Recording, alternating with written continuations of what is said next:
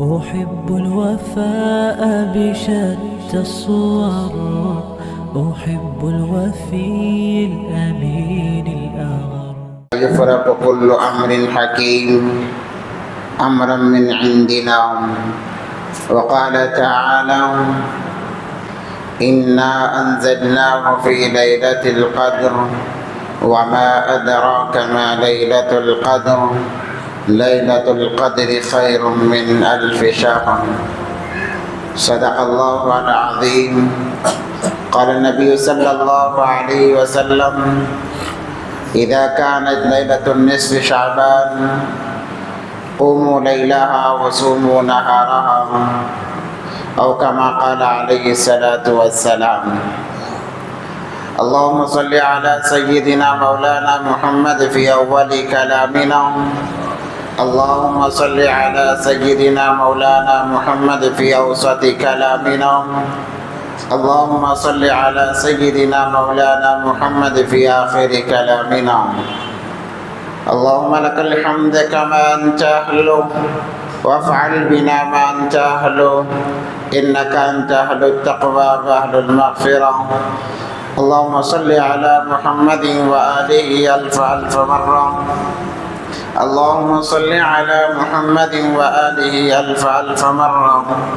اللهم صل على محمد وآله ألف ألف مرة. محترم و معزز ناظرین کرام، عزیز ساتھیوں، ایک مرتبہ دل کے گہرائیوں کے ساتھ درود پاک پڑھ لیں۔ اللہم صلی علی سیدنا محمد وعلی آل سیدنا محمد وبارک وسلم۔ محترم حضرات، اللہ تبارک و تعالی نے ہمیں جو ایک عظیم الشان نعمت سے نوازا ہے، وہ نعمت ایمان کی نعمت ہے، اور یہی نعمت سب سے بڑی نعمت ہے۔ احادیث مبارکہ کے اندر آتا ہے کہ ایک انسان ساری زندگی عبادت میں لگا رہے، نمازوں میں، تلاوت قرآن میں، صدقہ خیرات کرنے میں، مگر دل میں ایمان نہیں ہے، تو سارے اعمال ضائع ہو جائیں گے، برباد ہو جائیں گے۔ اور ایک انسان موقع کے اعتبار سے عبادتیں کرتا ہے، نمازوں کی پابندی کر لیتا ہے، مگر اس کے دل میں ایمان ہے، اللہ کی ذات سے امید کہ اللہ تبارک و تعالیٰ اسے جنت نوازیں گے، جنت میں داخل فرمائیں گے۔ تو گویا سب سے بڑی نعمت اور دولت انسان کے پاس اس کا ایمان ہے، اور اللہ تبارک و تعالیٰ نے جو ہمیں زندگی دی ہے، اسی ایمان کو بچانے کے لیے زندگی دی ہے کہ انسان اس ایمان کو بچانے کی فکر کرتا رہے، کیونکہ ہر ایک کو مرنا ہے، مر کر اللہ کے پاس دوبارہ ہمیں جانا ہے، کھڑے ہونا ہے، وہاں ساری زندگی کا ہمیں حساب دینا پڑے گا۔ ساری زندگی کا انسان نے جتنی زندگی گزاری ہے، اللہ تبارک و تعالیٰ ہم حساب پوچھیں گے۔ اور یہ جو ایام چل رہے ہیں، یہ قرب قیامت کے ایام چل رہے ہیں، دھیرے دھیرے دنیا ختم ہونے کے قریب جا رہی ہے، اسی لیے روز نئے فتنے ابھر رہے ہیں، روز نئے فتنے جنم لے رہے ہیں۔ اس وقت میں اپنے ایمان کو بچانا یہ بہت بڑا کام ہے، اس لیے ہر ایک اپنے ایمان کی فکر کریں، علماء سے اپنا تعلق جوڑے رکھیں۔ سے میں نے 2 ہفتے پہلے کہا حضرت عیسیٰ علیہ السلام کے متعلق ان کی پیدائش کا تذکرہ، ان کی نبوت کا تذکرہ آپ حضرات کے سامنے آ گیا۔ جب اللہ تبارک و تعالیٰ نے عیسیٰ علیہ السلام کو نبوت سے نوازا، تو عیسیٰ علیہ السلام نے بھی یہی محنت کی اپنی قوم پر،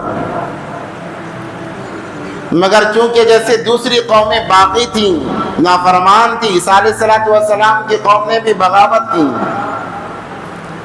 اور کہنے لگی کہ اللہ کو ہم نے اپنے آنکھوں سے نہیں دیکھا ہے، بہت سارے معاملات پیش آئے ہیں، اور یہ قرب قیامت کی علامت ہے کہ انسانیت خدا کا انکار کر بیٹھے، جیسے آج بھی ہو رہا ہے۔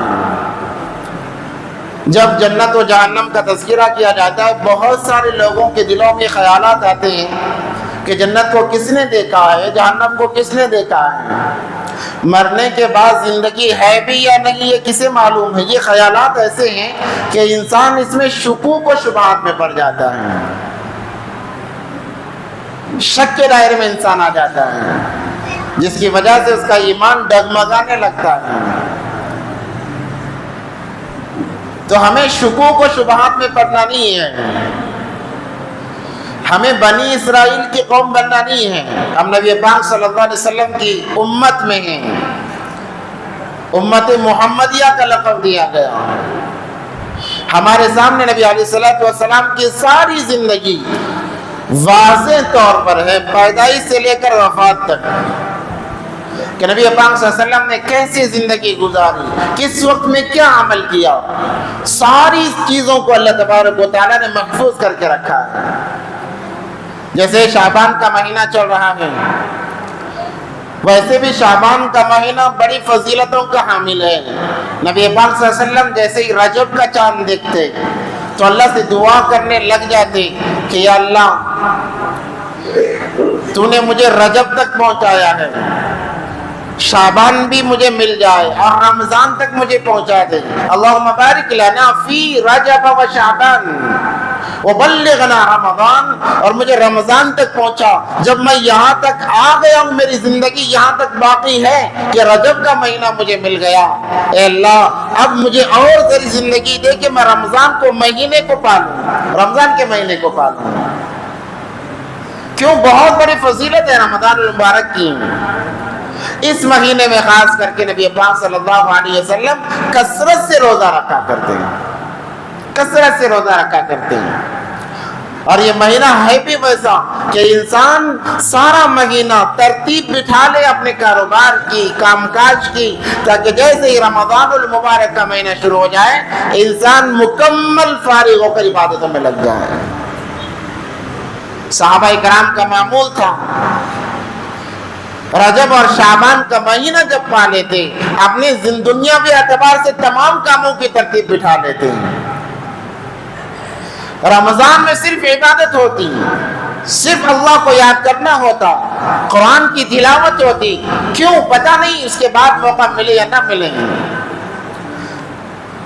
اس کے بعد کے رمضان تک زندگی باقی بچے یا نہ بچے۔ خود نبی پاک صلی اللہ علیہ وسلم جب آخری سال تھا تو نبی پاک صلی اللہ علیہ وسلم نے رمضان المبارک میں 20 دن اعتکاف فرمایا، معمول 10 دن اعتکاف کا تھا، مگر جب آثار نمایاں ہونے لگے، آثار ایسے بتانے لگے کہ اب وقت قریب ہے تو کہا موقع کیوں ہاتھ سے چھوڑا جائے، 20 دن کا اعتکاف کیا۔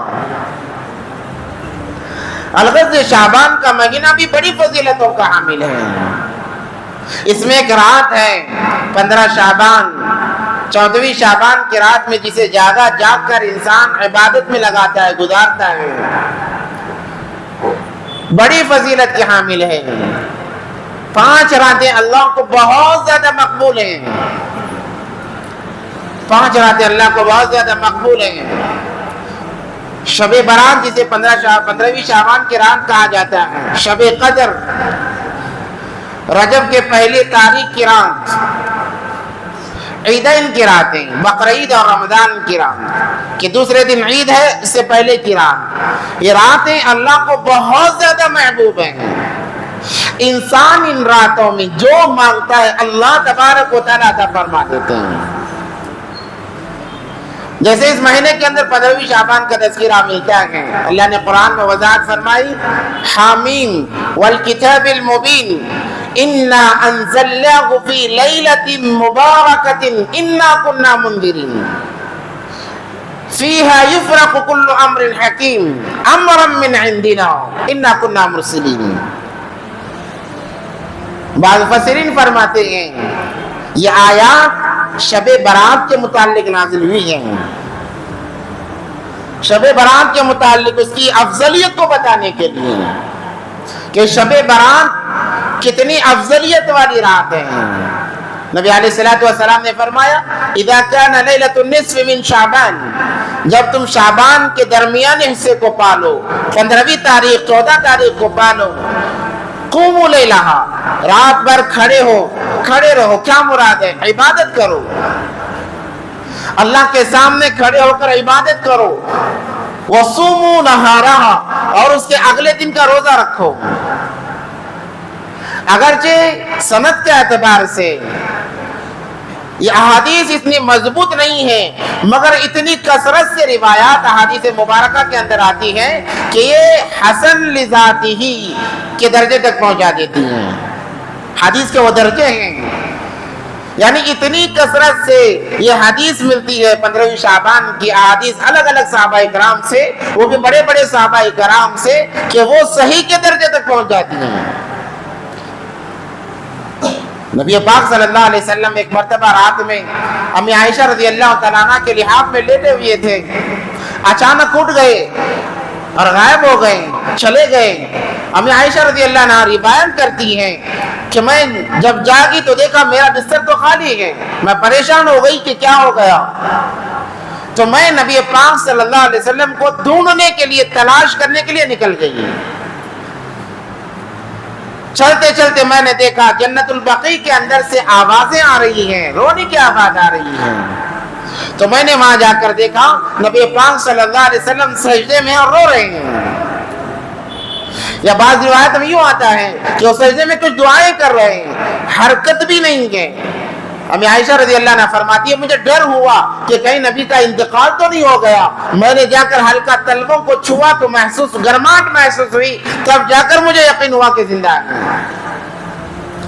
جب فارغ ہوئے تو نبی پاک صلی اللہ علیہ وسلم نے فرمایا عائشہ تو کیا سوچ رہی تھی کہ میں نے تیرا حق مارا ہے، اللہ ناانصافی کرنے والے ہیں کہ تیری باری میں کسی اور جگہ میں چلا گیا، ایسا نہیں ہے۔ اللہ تبارک و تعالیٰ نے جبرائیل کو بھیجا اور مجھ سے کہا گیا کہ اس رات میں اپنے امتیوں کے لیے دعا کروں۔ یہ 15ویں شعبان کی رات ہے اور یہ رات اللہ کو بہت زیادہ محبوب ہے، انسان اس میں جاگ کر عبادت کرتا ہے، اللہ تبارک و تعالیٰ اس کی ساری ضرورتوں کو پورا کرتے ہیں۔ نبی علیہ الصلوۃ والسلام کا ارشاد ہے اذا كانت ليلة النصف من شعبان ينزل اللہ تبارک و تعالی الى السماء الدنیا، اللہ تبارک و تعالیٰ کی ذات پہلے آسمان پر آتی ہے اور آوازیں لگائی جاتی ہیں، کون ہے جو آج مجھ سے مانگے میں اسے عطا کروں، روزی کا سوال کرے اس کی روزی پوری کر دی جائے، بیماریوں کے لیے شفا طلب کرے اسے شفا دیا جائے، ظالموں سے نجات چاہے اسے نجات دی جائے، اپنی ضروریات کا مطالبہ کرے، میں ضرورتیں پوری کروں گا، آج میں دینے کے لیے آ گیا ہوں۔ اللہ تبارک و تعالی ساری رات آسمان دنیا سے ندا لگاتے ہیں، صبح صادق تک، صبح کی اذان سے پہلے تک یہ ندا لگائی جاتی رہتی ہیں۔ فرشتوں کا نزول ہوتا ہے، فرشتے در بدر زمین پر آتے ہیں اور ان لوگوں کے لیے دعائیں مغفرت کرتے ہیں جو اس رات میں جا کر اللہ کے دربار میں منت سماجت کرتے ہیں، سوال کرتے ہیں۔ اور اس رات کی فضیلت اس سے بھی واضح ہوتی ہے، مفسرین اکرام فرماتے ہیں کہ اللہ تبارک و تعالی شب قدر میں فیصلوں کو لکھا جاتا ہے، شب برات میں ان فیصلوں کو فرشتوں کے حوالے کیا جاتا ہے۔ کیا فیصلے؟ کہ کون سا انسان کب تک جیے گا، کتنا جیے گا، کتنا کھائے گا، کس کے ساتھ کیا معاملات ہونے والے ہیں، کیا حوادثات پیش آنے والے ہیں، کون مرنے والا ہے، کون پیدا ہونے والا ہے، یہ تمام تر اوامر فرشتوں کے حوالے کیے جاتے ہیں۔ فیہا یفرق کل امر حکیم امرا من عندنا، وہ اللہ کی طرف سے، یہی وہ رات ہے جس رات کے اندر فیصلے لکھے جاتے ہیں، سپرد کیے جاتے ہیں۔ انسان اپنے دنیا کی زندگی میں ترتیبیں بناتے رہتا ہے کہ مجھے فلاں گھر خریدنا ہے، فلاں جگہ کام کرنا ہے، وہ کام کرنا ہے، پلاننگ چل رہی ہے، آسمان پر ایک پلاننگ پاس ہو گئی کہ اتنے دنوں کے بعد اس کی موت ہونے والی ہے، اتنے دنوں کے بعد یہ مرنے والا ہے، اس کے ساتھ یہ معاملات پیش آنے والے ہیں، لوگ شادیوں کی تیاری میں ہیں، مگر اس کی موت لکھی جا چکی ہوتی ہے۔ فرشتے تعجب کرتے ہیں، عجیب انسان ہے، یہاں موت کا لیٹر پاس ہو گیا، اب یہ شادی کی تیاری میں لگا ہوا ہے، یا موت کا لیٹر پاس ہو گیا، اب یہ تجارت کے بارے میں کروڑوں روپے لگا رہا ہے۔ اس لیے علماء فرماتے ہیں اس رات میں جاگا جائے، جاگ کر اللہ کو منایا جائے کہ جب ہمارا دفتر فرشتوں کے حوالے کیا جائے، اگر اس میں ہمارے لیے برائی ہے تو وہ برائی اللہ تبارک و تعالی ہماری عبادتوں کے ذریعے، اعمال کے ذریعے سے اس کو ختم کریں گے، کیونکہ اللہ تبارک و تعالی کی ذات بڑی رحم و کرم کی مالک ہے۔ انسان عبادت کرتا رہے، انسان اللہ اللہ پکارتا رہے اور اللہ اس کے مقدر میں برائی لگے، ایسا ہو نہیں سکتا ہے۔ وہ حدیث مشہور ہے کہ ایک زانی باپ مر جاتا ہے، وصیت کر کے مرتا ہے کہ میرے باپ میرے بیٹے کو عالم بنانا ہے، حافظ بنانا، خود تو شرابی تھا، زانی تھا، اللہ کی نافرمانی کرتا تھا، مگر بیوی سے وصیت کی جب یہ بولنے کے قابل ہو جائے اسے قرآن سکھانا، اس کے زبان پر اللہ کا نام چڑھا دینا۔ بیوی نے وصیت کو پورا کیا۔ اس سے پہلے جب بیوی خواب میں اپنے شوہر کو دیکھتی، چیخیں مار رہا ہے، چلا رہا ہے، بچاؤ بچاؤ کی صدائیں لگا رہا ہے، بیوی دعا کرتی، اللہ کے پاس دعا کرتی کہ میرے شوہر کے اوپر سے عذاب کو ہٹا دیا جائے۔ کوئی فرق نہیں پڑ رہا تھا۔ جیسے ہی بچہ بولنے کے قابل ہوا، اس بیوی نے لے جا کر مکتب میں بٹھا دیا۔ اس مکتب کے استاد نے جیسے ہی بچے کو بسم اللہ پڑھایا، اللہ کا نام اس کے زبان پر چڑھایا، بسم اللہ کے ذریعے وہ اپنی توتلی زبان سے بسم اللہ کا جو لفظ ادا کرتا ہے، اللہ کا عرش جھوم جاتا ہے۔ اسی رات بیوی خواب دیکھتی ہے کہ شوہر تو جنت میں مزے کر رہا ہے۔ بیوی نے پوچھا، ارے اس سے پہلے جب بھی میں دیکھتی، میں نے تیرے لیے اتنی دعائیں کی، کوئی فائدہ نہیں ہوا، آج تو جنت کی سیر کر رہا ہے، کیا معاملہ پیش آیا؟ تو بتاتا ہے کہ تو نے میری وصیت کو پورا کیا، جب تو نے میرے بچے کو مکتب میں داخل کر دیا، میرے بچے کے زبان سے، جب توتلی زبان سے اس بچے نے اللہ کہا، اللہ کا عرش جھوم گیا۔ اللہ نے کہا اس کا بچہ اپنی توتلی زبان سے میرا نام لیتا رہے اور میں اسے عذاب دیتا رہوں، اس کے عذاب کو ہٹا دیا جائے، اسے جنت میں داخل کر دیا جائے۔ تو اللہ کا تو یہ معاملہ ہے کہ ہم عبادت کریں، سجدے میں اپنے لیے ہدایت مانگے، سجدے میں اپنے لیے راحت مانگے، ہم نماز میں کھڑے رہیں، قرآن کی تلاوت کرتے رہیں اور ہمارے لیے برائی لکھی جائے، ایسا ہو نہیں سکتا ہے۔ اس لیے اس رات کو عبادتوں میں ہم گزاریں، خرافات سے اپنے آپ کو بچائیں۔ بڑی فضیلت کی حامل رات ہے۔ بعض لوگ دو قسم کے لوگ ہیں، ایک تو ایسے ہیں کہ سرے سے اس رات کی فضیلت کو مانتے ہی نہیں، کہتے ہیں کہ اس رات کی کوئی فضیلت نہیں ہے، اگر فضیلت نہ ہوتی تو اتنی کثرت سے احادیث نہ ملتی۔ اور بعض لوگ مانتے ہیں، اتنا زیادہ مانتے ہیں کہ اس کے مقام کو شب قدر سے زیادہ بڑھا دیتے ہیں۔ درمیانہ انداز ہونا چاہیے، درمیانہ انداز ہونا چاہیے۔ اس کی فضیلت کو زیادہ بڑھانے کی وجہ سے وہ خرافات میں مبتلا ہو جاتے ہیں، خرافات میں مبتلا ہو جاتے ہیں۔ اسی لیے کہا جاتا ہے کہ اس رات میں چند کام کرنے کے ہیں اور چند کام ہرگز نہیں کرنے کے ہیں۔ کرنے کے کاموں میں سب سے پہلے عبادتیں ہیں کہ انسان اپنے اپنے عبادتیں، انفرادی عبادتیں کریں۔ علماء تو فرماتے ہیں اپنے اپنے گھروں میں عبادت کریں تاکہ ہمارے گھر، حدیث مبارکہ کے اندر آتا ہے جس گھر میں اللہ کا نام لیا جاتا ہے، اللہ کا ذکر کیا جاتا ہے، وہ گھر آسمان والوں کے نزدیک ایسے چمکتا ہے جیسے ہمارے نزدیک ستارے چمکتے ہیں۔ الگ الگ گھروں میں اپنے اپنے گھروں میں عبادت کی جائے.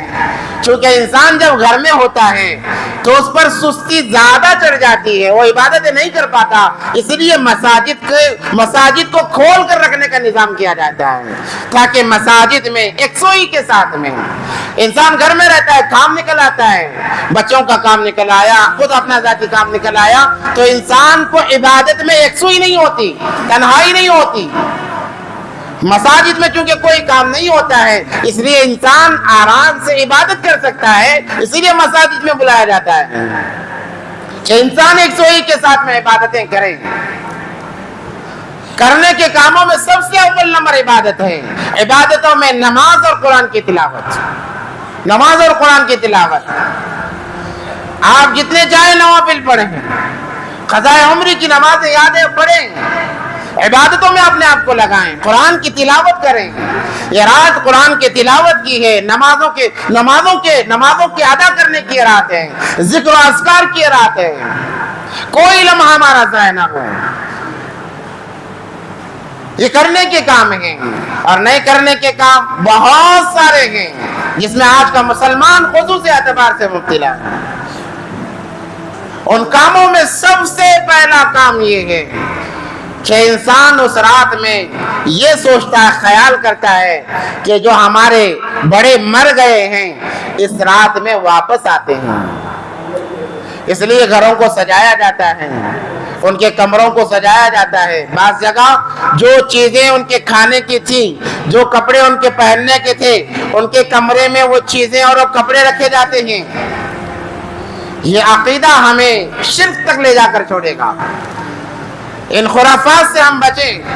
انسان جب مر گیا وہ کبھی واپس نہیں آتا, یاد رکھیں. کوئی گنجائش ہی نہیں ہے واپس آنے کی. اگر مرنے کے بعد کوئی واپس آ سکتا تھا تو جتنے اولیاء تھے وہ آتے اور سب سے پہلے ان لوگوں کی پٹائی کرتے جو ان کے نام پر اپنے پیٹ پال رہے ہیں. یہ اولیاء اٹھ کر آ جاتے واپس. ایک تو ہمارا نام بدنام کیا جا رہا ہے اور ہمارے نام سے اپنے پیٹوں کو پالا جا رہا ہے. سورہ یاسین کے اندر حبیب نجار کا واقعہ لکھا ہوا ہے. بہت بڑا اللہ والا تھا. اللہ تبارک و تعالیٰ نے قوم کے طرف 3 نبیوں کو بھیجا, ایک کے بعد دیگر, ایک کے بعد دیگر. ہر نبی آ کر قوم کو اللہ کی طرف بلاتے تو قوم مار دیتی. ایک نبی آیا, مار دیا. دوسرا نبی آیا, اس کو بھی مار دیا. تیسرا نبی آیا تو ایک آدمی حبیب نجار جو ایک دریا کے کنارے رہا کرتا تھا, اسے معلوم پڑا کہ 2 نبیوں کو جن لوگوں نے مار دیا, اب تیسرا آیا, اسے بھی ماریں گے. وہ دوڑتا ہوا آیا اس کنارے سے,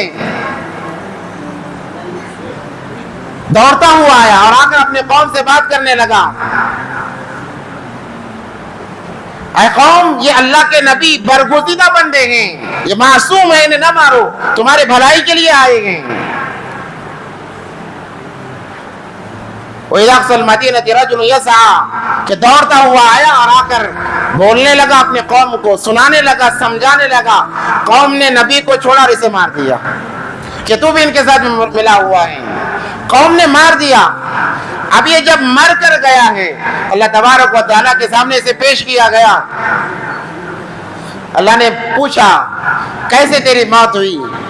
اس نے کہا اللہ, تیرے رسولوں کی تصدیق کرتے ہوئے لوگوں نے مجھے مار دیا. تو اللہ نے کہا اچھا, میرے لیے مر کر آیا ہے, جا تیرے لیے راحت ہی راحت ہے, اور جنت کو بتا دیا گیا تیری یہ جنت ہے قیامت کے بعد میں, اب آرام سے سوتا رہا قبر کے اندر. اس نے دیکھا جنت کی وہ نعمتیں, وہاں کا اکرام, وہاں کی ساری چیزیں جب اس نے دیکھا. سورہ یاسین میں اس کا تذکرہ ہے دوسرے رکوع کے اندر. اس نے کہا یا اللہ میری ایک خواہش ہے. بعض مفسرین فرماتے ہیں اللہ نے پوچھا بتا تیری کیا خواہش ہے؟ وہ کہنے لگا یا اللہ یہ چیزیں دیکھنے کے بعد میرے دل میں ایک خواہش پیدا ہوتی ہے. اللہ نے کہا کیا خواہش ہے؟ اس نے کہا یا اللہ میں نے دیکھ لیا ہے, مجھے زندگی دیجیے تاکہ میں اپنی قوم کو جا کر بتاؤں کہ جب تم نبیوں کا ساتھ دو گے, ان کی مان کراؤ گے, اللہ تمہیں کیا دینے والے ہیں. اللہ نے کہا کہ یہ یہ پورا نہیں ہو سکتا، یہ تمنا پوری نہیں ہو سکتی، کیونکہ جو میرے پاس آ جاتا ہے وہ دوبارہ دنیا میں جا نہیں سکتا۔ اگر اللہ دوبارہ بیچتے تو اس حبیب نجار کو بیچتے تاکہ وہ جا کر اپنے قوم کو سمجھاتا، مگر اللہ نے کہا کہ دنیا میں واپس جا نہیں سکتا، ہاں تیری بات کو میں لوگوں تک پہنچاؤں گا۔ اللہ نے سورہ یاسین کے اندر 5 آیتیں اس کے متعلق نازل فرمائی کہ وہ یہ کہہ رہا ہے تو مرنے کے بعد کوئی واپس نہیں آتا۔ اب نے غلط عقیدے گھڑ لیے ہیں، غیروں کے طریقے ہم گھڑ لیے ہیں۔ غیر کیا کرتے ہیں؟ مرنے کے دوسرے دن ہی کچھ بنا کر اپنے گھر کے اوپر رکھ دیتے ہیں، انتظار کرتے ہیں کون سا پرندہ آ کر کھاتا ہے۔ کوا آ کر کھاتا ہے تو کہتے ہیں یہ کوا بن گیا، کیونکہ ان کے پاس جنم ہے کہ مرنے کے بعد دوسرا جنم لیتے ہیں۔ چڑیا آ کر کھائی تو چڑیا کہتے ہیں کہ وہ چڑیا بن گیا۔ اور پھر تیسرے دن وہ اپنے پنڈتوں کو بلا کر پوجا پاٹ کرواتے ہیں تاکہ اس کی روح دوبارہ اس گھر کی طرف نہ آئے، دوبارہ اس گھر کی طرف نہ آئے۔ وہ ان کا عقیدہ ہے۔ اب وہ عقیدے ہمارے اندر منتقل ہو گئے۔ وہ اس لیے کرتے ہیں کہ دوبارہ اگر آئے گا تو پھر ہمیں پریشان کرے گا، یا اس لیے کرتے ہیں دوبارہ اگر آئے گا اپنی پراپرٹی پر حق جمائے گا۔ وہ ان کا عقیدہ ہے، واللہ اعلم۔ مگر آج مسلمان بھی اسی عقیدے کو فالو کر رہے ہیں۔ کہتے ہیں کہ وہ آئیں گے جب انہیں ان کی پسندیدہ چیزیں نہیں ملیں گی تو گھر میں بسیرا کریں گے، گھر میں کی برکت ختم ہو جائے گی۔ نعوذ باللہ من ذالک۔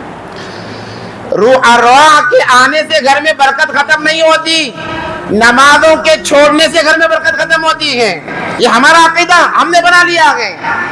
اب اگر آئیں گے ان کے من پسندیدہ چیزیں سجی ہوئی نہیں دکھی، ان کے کپڑے جو من پسندیدہ تھے وہ ان کے سامنے نہیں دکھے تو وہ واپس نہیں جائیں گے، یہی رہ جائیں گے۔ کتنا ڈر ہے انسان کو کہ اس چکر میں وہ کھانے بنوا رہا ہے۔ بعض جگہ یہ بھی دیکھنے میں ملا اگر کوئی شرابی مرا ہے تو شراب کا ایک گلاس رکھا ہوا ہے، واہ رے واہ، روح آ کر شراب پی لے گی۔ کیا عقیدہ ہے مسلمانوں کا؟ تو یہ خرافات سے ہم نکلیں، کوئی روح واپس نہیں آتی ہے۔ وہ منتظر انتظار کرتی ہے کہ ہمارے نام سے کوئی سورہ فاتحہ پڑھ کر بخشے، درود پڑھ کر بخشے، ایصال ثواب کرے، وہ انتظار کرتی ہے۔ حدیثوں میں لکھا ہے جب کوئی انسان اپنے مرحوم کے لیے کچھ پڑھ کر بخشتا ہے، فرشتے پیٹ کے اندر سجا کر لے جاتے ہیں، کہتے ہیں کہ فلاں نے تمہارے لیے ہدیہ بھیجا ہے۔ اور اس کو دیکھ کر اتنا خوش ہوتے ہیں کہ اس کی امتحان نہیں ہوتی ہے۔ بعض روایتوں میں لکھا ہوا ہے کہ اسی لیے کہا جاتا ہے جب قبرستان سے گزرو کچھ نہ کچھ پڑھ کر سارے مرحومین کے لیے بخش دو۔ روایتوں میں لکھا ہے جب قبرستان کے پاس سے گزرتے ہوئے کوئی انسان کچھ بھی پڑھ کر، اگرچہ ایک سبحان اللہ پڑھ کر مرحومین کو، تمام مرحومین کو بخش دیتا ہے تو وہ نیکیاں چننے میں لگ جاتے ہیں۔ علماء فرماتے ہیں ایسے جیسے مرغی کے سامنے چاول پھینک دیے، جیسے مرغی جلدی جلدی چاول کے دانے کو چکتی ہے، یہ نیکیاں جمع کرنے میں لگ جاتے ہیں۔ کیوں؟ خاندان والے تو کبھی ایصال ثواب کر کے بخش نہیں رہے ہیں، کبھی ان کے نام پر 100 روپے 200 روپے دینے کے لیے تیار نہیں ہے، کبھی ان کے نام پر سورہ فاتحہ پڑھ کر بخشنے والے نہیں ہیں۔ اب جو دوسرے پڑھ کر بخش دیتے ہیں وہ نیکیوں کو جمع کرتے ہیں تاکہ اس کی وجہ سے ہمارے ساتھ میں تخفیف کا معاملہ ہو جائے۔ یہ پہلی خرافات کہ کھانے بنائے جاتے ہیں، حلوے بنائے جاتے ہیں اور ان کے من پسندیدہ چیزیں سجا کر رکھی جاتی ہیں۔ شریعت میں اس کا کوئی دخل نہیں ہے، کوئی اصل نہیں ہے، یہ خرافات ہیں۔ اس سے آپ کو بچائے رکھے، ورنہ دھیرے دھیرے دھیرے غیروں کے اور ہمارے عقیدوں میں کوئی فرق نہیں ہوگا، ہمارے سارے عمل ضائع ہوں گے۔ ایسی مبارک رات اور عمل یہ فرشتے کیا لے جا کر دکھائیں گے اللہ کے سامنے کہ اللہ آپ کے بندے اپنے مرحومین کی روحوں کے لیے انتظام کر رہے ہیں۔ ارے ہمارے نام اعمال میں وہاں کیا کیا لکھا جا رہا ہے اس کی فکر ہونی چاہیے کہ سال بھر جو ہوگا وہ لکھا جا رہا ہے اور ہم مرحومین کے لیے تیاریاں کر رہے ہیں، پینٹنگ کر رہے ہیں، ڈینٹنگ کر رہے ہیں، کھانے بنا رہے ہیں۔ آج تک اتنے سالوں سے ہم کھانے سجا کر رکھ رہے ہیں، اس میں کا رتی بھی ذرا تو کم ہوا؟ چلو ایک روح بہت بھوکی تھی، آ کر کھا لی. آج تک تو کبھی ایسا معاملہ نہیں ہوا. اگر کھا بھی لے بائی چانس، اگر کسی ذریعے سے کچھ بھی ہو جائے تو دوسرے دن ہی گھر تبدیل کر دے گا کہ روح یہاں پر آ گئی واپس. اتنا خوف اور ڈر ہے انسان کے اندر. پھر یہ خرافات کس چیز کی؟ یہ پہلی بدعت ہے اور خرافات ہیں. دوسرا کیا کرتے ہیں؟ دوسرا حد یہ ہوتی ہے کہ انسان اس رات میں وقت نکال کر قبرستان جاتے ہیں. اچھی بات ہے، اچھی بات ہے، جانا بھی چاہیے. وہاں جانے کے بعد کے جو ہمارے کام ہیں، وہاں جانے کے بعد جو مسلمان وہاں کر رہے ہیں قبرستان میں، الامان والحافظ، اللہ کی پناہ ہے، اللہ کی پناہ ہے. پہلے قبرستان کے نام سے ڈر اور خوف پیدا ہوتا تھا، دہشت پیدا ہوتی تھی. اب تو لوگ پکنک سمجھ کر جا رہے ہیں، گھومنے کے لیے جا رہے ہیں. سارے قبرستان کو لائٹنگ سے سجایا جاتا ہے. اندھیرے کا کوئی نام نہیں، وحشت کا کوئی نام نہیں. ہر قبر کو الگ الگ ڈیزائن سے پھولوں سے سجایا جا رہا ہے. آج جب کوئی عالم، کوئی خطیب یہ کہتے قبرستان جانے کی اجازت نہیں ہے، ساری مسجد مفتی بن جاتی ہے اور فتوی لگانا شروع کر دیتی ہیں. انہیں تو کچھ پتہ ہی نہیں ہے، انہیں تو کچھ پتہ ہی نہیں. نبی گئے ہیں، کون منع کرتا ہے؟ ساری زندگی میں ایک دفعہ گئے ہیں، ساری زندگی میں ایک دفعہ گئے ہیں، جس کو حضرت امی عائشہ رضی اللہ تعالیٰ نے نقل کیا ہے. نبی پاک صلی اللہ علیہ وسلم نے ساری زندگی میں ایک دفعہ عمل کیا، ہم بار بار کر رہے ہیں. جس عمل کو بار بار کیا، مرتے دم تک کیا، اس کو کرنے کے لیے تیار نہیں، وہ نماز ہے. نبی نے کبھی نہیں چھوڑی نماز، مرض میں بھی نہیں چھوڑی. 2 لوگوں کے کاندھوں پر سہارا دے کر گئے ہیں اور نماز ادا کی ہے. تہجد کبھی ناغا نہیں نبی علیہ الصلوۃ والسلام کی. جو ہر روز کیا ہے جس عمل کو، بار بار کیا ہے اس عمل کو، اس عمل سے تو ہم کوڑے ہیں. ہمارا نمبر جمعہ آتا ہے، بس جمعہ ٹو جمعہ ہمارا نمبر مسجد آنے کا. کیوں؟ کاروبار میں مصروف ہیں، تجارتوں میں مصروف ہیں. نبی صلی اللہ علیہ وسلم زندگی میں ایک دفعہ گئے ہیں تو کہتے ہیں ہر روز 15 شعبان کو ہمیں قبرستان جانا ہے. ٹھیک ہے، اس بات کو مان لیا گیا کہ آپ جائیں. کس لیے جائیں؟ تاکہ ہمارے دل میں یہ احساس پیدا ہو جیسے یہ سوئے ہیں، ہمیں بھی آ کر سونا ہے، ہمیں بھی آ کر سونا ہے. جیسے ان کے اوپر منو مٹی لگی ہوئی ہے، کل ہمارے اوپر بھی لگے گی، تو ہمارا کیا بنے گا؟ اس احساس کو لے کر آنے کے لیے جانا چاہیے. 15ویں شعبان کے بعد میں 16ویں شعبان کو ویڈیو گردش کرتے ہیں. قبرستان ایسے سجے ہوئے نظر آتے ہیں جیسے کسی بڑے آدمی کی یہاں ولیمہ ہوا ہو، کسی بڑے آدمی کا یہاں ولیمہ ہوا ہو. قبرستان کے اندر ایسا سجایا جاتا ہے قبرستان کو. قبروں پر فروٹ کے انبار لگائے جاتے ہیں، پھولوں کے انبار لگائے جاتے ہیں. کوئی فائدہ نہیں ہے، نقصان کے علاوہ کچھ بھی نہیں ہے. قبرستان جانا چاہیے. کیوں؟ تاکہ وہ چیزیں ہمارے دلوں میں آ جائیں. ہمیں بھی مرنا ہے، موت کی یاد ہمیں آ جائے، اور وہاں جا کر جو ہمارے مرحومین ہیں ہم ان کے لیے ایصال ثواب کر سکیں گے، کچھ پڑھ کر بخش سکیں گے. پڑھنا تو ہمیں آتا نہیں ہے کیونکہ اس کی نوبت ہم نے کبھی لائی محسوس ہی نہیں کی ہے. تو جب پڑھ کر ایصال ثواب نہیں کر سکتے تو چلو پھلوں کے ذریعے، پھولوں کے ذریعے، لائٹنگ کے ذریعے ایصال ثواب نہیں، الٹا اپنے مرحوم کو ہم اور گناہ میں ڈال رہے ہیں. حدیث میں آتا ہے کہ مرتے وقت وصیت کر کے مرو کہ 3 چیزیں نہیں کرنا ہے. 3 چیزیں یاد رکھیں. سب سے پہلے مرنے پر رونا نہیں ہے. گا گا کر عورتیں روتی ہیں، اسے نوحہ کہتے ہیں. شریعت میں نوحہ جائز نہیں ہے. ہاں جذبات سے آنسو نکلتے ہیں، انسان رو دیتا ہے، منع نہیں ہے، مگر بول بول کر رونا، اللہ کو یہی ملا تھا کیا، اس کے علاوہ کوئی دکھا نہیں کیا، یہ ایسے ایسے الفاظ عورتیں نکالتی ہیں، بعض مرد بھی نکالتے ہیں. اس لیے رونے کے بارے میں منع کریں، پہلا نمبر. دوسرا نمبر، میراث میں جو اس کی جائیداد ہے اس کا صحیح تقسیم کرنے کی وصیت. مرنے والے پر یہ چیزیں ضروری ہیں. پوچھا جائے گا کل قیامت کے دن اور تیسری بات جو ہے میری قبر کو سجایا نہ جائے، عبادت گاہ نہ بنایا جائے کہ مجھے بڑا اللہ والا سمجھ کر وہاں کا سجدہ کرنا، منتیں ماننا، یہ چیزیں نہ کی جائیں۔ وصیت کر کے مرے، نبی پاک صلی اللہ علیہ وسلم نے صحابہ کو وصیت کی، کہا میری قبر کو عبادت گاہ نہ بناؤ، میری قبر کو عبادت گاہ نہ بناؤ۔ اور اس کے بعد کہا اللہ نے میری قبر کو عبادت گاہ بننے سے بچا لیا۔ آج مسجد نبوی میں جاتے ہیں حج اور عمرہ کرنے والے، کسی کی مجال ہے جا کر سر بھی جھکائے پیچھے سے ڈنڈے پڑیں گے، سر بھی جھکانے کی وہاں اجازت نہیں ہے، کیونکہ آج انسان سر جھکائے گا کل کو سجدہ کرے گا، اس لیے انہوں نے اتنی گنجائش بھی نہیں چھوڑی ہے کہ سر جھکا کر ادب سے سلام کرے۔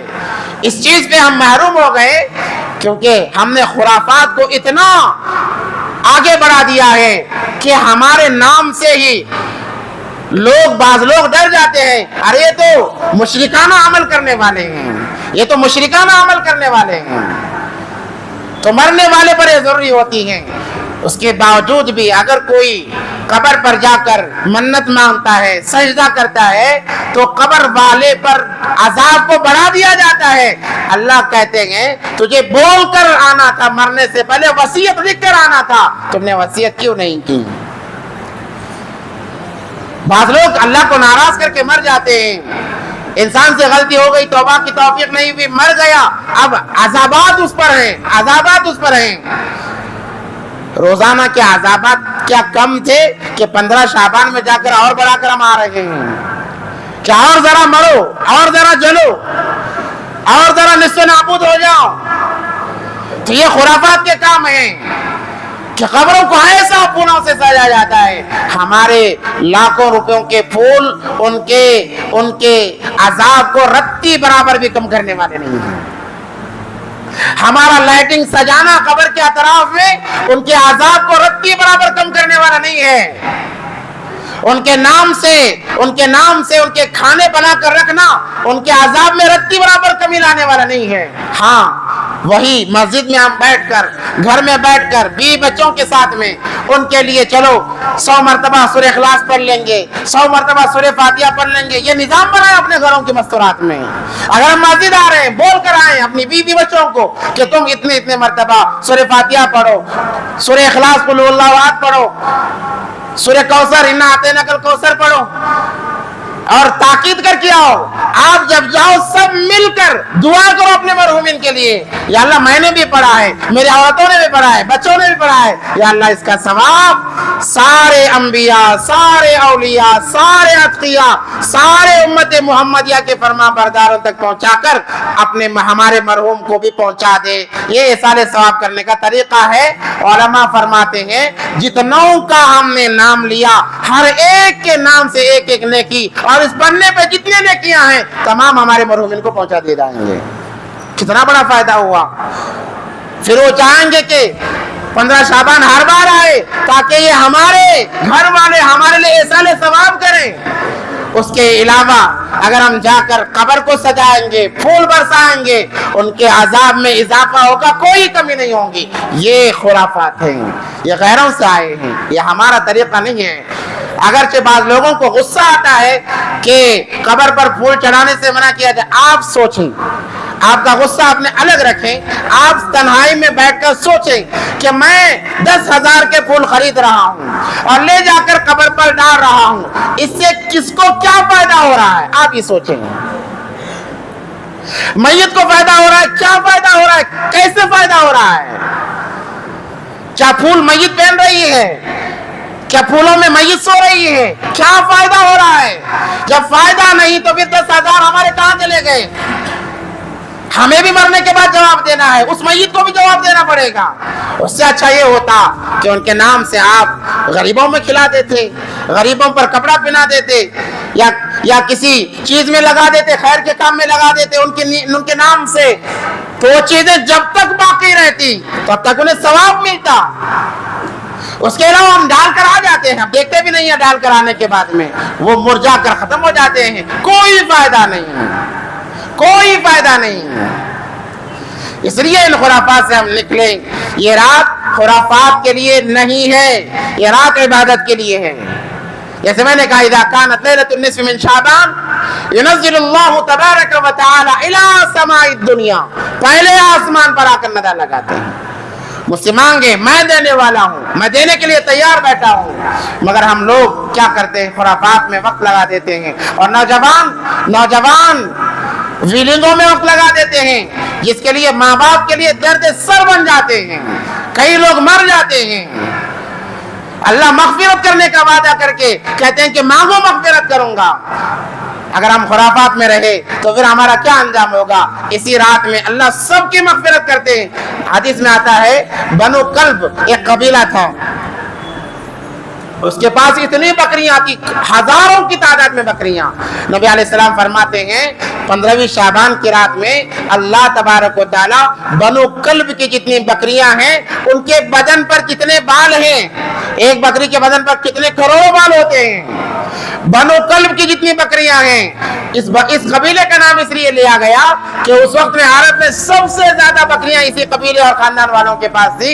نبی علیہ السلام نے فرمایا بنو کلب کے پاس جتنی بکریاں ہیں ان کے بدنوں پر جتنے بال ہیں، ان بالوں کے حساب سے اللہ تبارک و تعالی جہنمیوں کو آزاد کرتے ہیں، جہنمیوں کو آزاد کرتے ہیں۔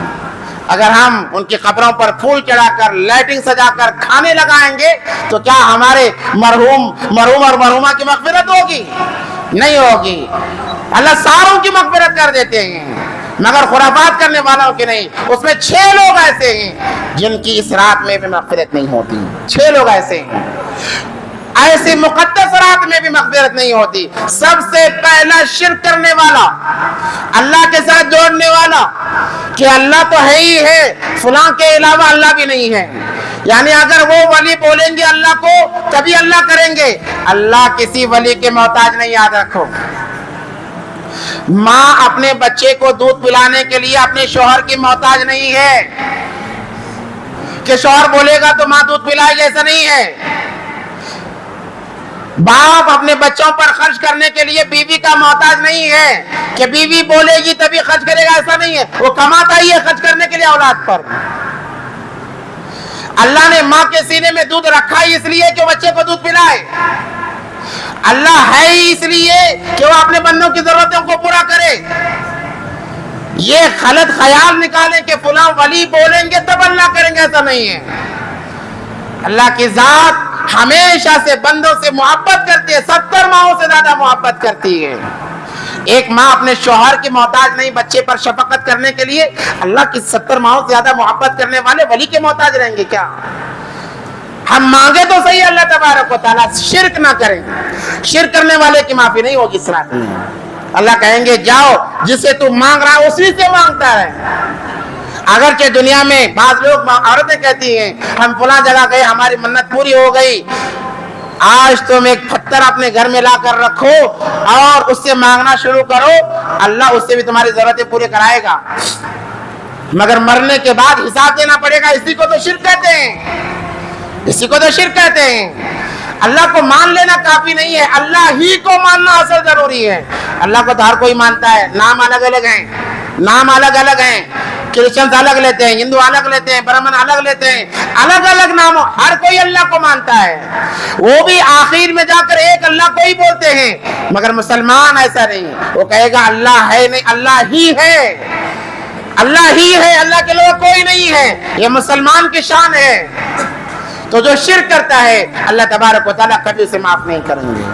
دوسرے نمبر پر شراب کا عادی، نشے کا عادی، جو نشے کا عادی ہے اللہ کبھی اسے معاف نہیں کریں گے، جب تک وہ نشہ چھوڑ کر توبہ نہ کر لے اللہ کبھی معاف نہیں کریں گے۔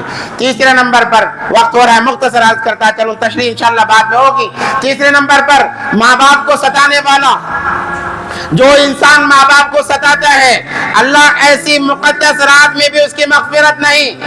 جہاں بکری کے بدن پر جتنے بال ہیں کروڑوں بکریوں کے بالوں کے حساب سے اللہ جہنم سے آزاد کر رہے ہیں، مغفرت کر رہے ہیں، ویسے یہ جیتا جاگتا انسان اگر ماں باپ کا نافرمان ہے اللہ معاف نہیں کریں گے۔ चौथे नंबर पर एक दूसरे के लिए बग़्ज़ रखने वाला, दिल में कीना रखने वाला, हसद और जलन रखने वाला, अल्लाह तबारक व तआला इसकी भी मग़फ़िरत नहीं फरमाएंगे जब तक ये सच्चे दिल से तौबा कर ले और जिसकी गीबत की है, बुराई की है, जिसके बारे में आपने रखा उससे माफी ना मांग ले, अल्लाह तबारक व तआला उसे भी माफ नहीं करेंगे, अल्लाह उसकी भी मग़फ़िरत नहीं फरमाएंगे। पांचवा इंसान हराम काम का आदी, हराम कमाने वाला, जिना करने वाला, अल्लाह तबारक व तआला इसे भी माफ नहीं करेंगे, इसे भी माफ नहीं करेंगे। छठा इंसान काहिनों के पास जाकर अपनी अगली जिंदगी के बारे में मालूम करने वाला, बाद रिवायतों में आता है अल्लाह इसे भी माफ नहीं करेंगे। मेरे भाइयों, बड़ी मुक़द्दस रात है, बड़ी बाबरकत रात है, हमें खुराफात में नहीं पढ़ना है, खुराफात में नहीं पढ़ना है, बस इस रात में हमें इबादत करना है, इनफिरादी इबादत, इनफिरादी इबादत, कुरान पढ़ना अलग से, हदीस पढ़ना, नमाज पढ़ना अलग से, जिक्र अज़कार में, या तो मस्जिद में या तो फिर घरों में। अल्हम्दुलिल्लाह मस्जिदें तो सारी की सारी खुली रहती हैं, उसी गज़ से अल्हम्दुलिल्लाह यहाँ पर भी हमारे ज़िम्मेदारों ने, जैसे हर साल होता है, 10 बजे नमाज रखी है, 10 बजे इंशाअल्लाह 14वीं शाबान की रात में नमाज रहेगी इंशाअल्लाह। सारे काम काज से फारिग होकर इत्मीनान के साथ में अव्वल आने की कोशिश करें, ताकि जब नमाज हो जाए इबादतों में कोई कसर ना रहे, कोई कसर ना रहे, और खुद भी बाहर ना जाएं, अपने बच्चों को भी बाहर ना भेजेंगे। जैसे मैंने कहा, घर की औरतों को काम देकर आए। क्या काम देकर आए? 2 काम देकर आए। एक तो कुरान की तिलावत करना, नमाज पढ़ना। अगर ये हो गया है, अपने मरहूमिन के लिए सूरह फातिहा 1000 मरतबा या 100 मरतबा या 500 मरतबा, सूरह इखलास, दरूद पाक ये और इस्तिग़फ़ार, ये तमाम जितनी मिक़दार में हो सके आप पढ़ के रखो। मैं इंशाअल्लाह तहज्जुद में आऊंगा और मिलकर दुआ करेंगे, मिलकर दुआ, एक काम देकर आए ताकि उनको भी लगे कि हमारे ज़िम्मे कुछ काम है, वरना हम ऐसे ही आ जाते हैं, औरतें इधर उधर की बातें करके सो जाती हैं। इसलिए उन्हें भी जगाना है, इबादत में लगाना है, जगाने से मुराद इबादत में लगाना है, खुद भी इबादतें करना है। एक तो ये काम करना है, और दूसरा मस्जिद में आकर अल्लाह से लौ लगाकर फिर इंशाअल्लाह इज्तिमाई दुआ भी होगी, दुआ में भी अपने आप को शरीक करना है, मगर खुराफात से अपने आप को बाज रखें। अल्लाह से दुआ है कि अल्लाह तबारक व तआला हम तमाम को इन बातों पर अमल की तौफीक अता फरमाए। व आखिरु दावाना अल्हम्दुलिल्लाहि रब्बिल आलमीन।